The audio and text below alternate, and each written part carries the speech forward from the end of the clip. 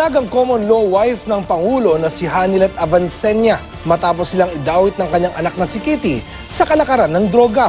Base yan sa kumakalat na video sa social media. Ang sinisisi naman dyan ng Pangulo ang kanyang mga kritiko.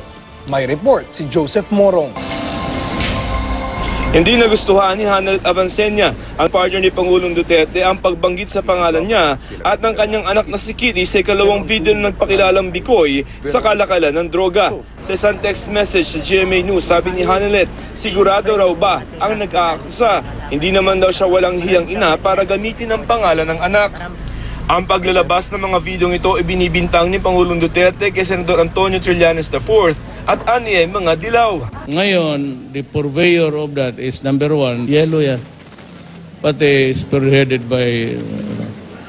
So, hinahayaan ko na lang yan si Trillanes because that has become his passion.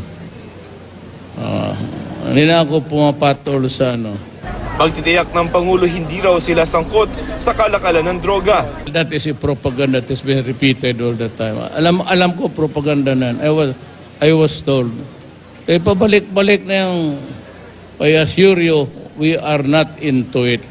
Sa isang pahayag, sinabi ni Trillanes na wala siyang kinalaman sa paggawa ng mga naturang video. Sana nga raw ay kasama siya sa gumawa nito. Kasama lang daw siya sa mga nag-aabang ng kasunod na episode. Inulit naman ni Trillanes ang kanyang hamon sa Pangulo na pumirma ng bank secrecy waiver para maipakita na hindi raw galing sa droga ang umano'y bilyon-bilyon niya sa bangko. At sa anak niyang si dating Vice Mayor Paulo Duterte, muli niyang hinamon na ipakita na ang tattoo nito. Nauna nang sinabi ni Pulong na hindi niya ipapakita ang tattoo sa kanyang likuran at sa halip na hinamon si Trillanes at ang lahat ng nasa likod ng video na patunayan ang kanilang mga aligasyon laban sa kanya. Dahil sa mga video, ang ilang senador may panawagan ng muling buksan ng investigasyon kay Paulo Duterte. Ang tingin ni Davao City Mayor Sara Duterte, siya ang tunay na target ng mga videong ito. Ako naman, sa lahat ng mga accusations, ready naman ako sumagot. Ang gusto ko lang is that it is in a proper forum. Like kung merong final na case sa ombudsman or merong final na case sa mga courts. Joseph Morong, GMA News.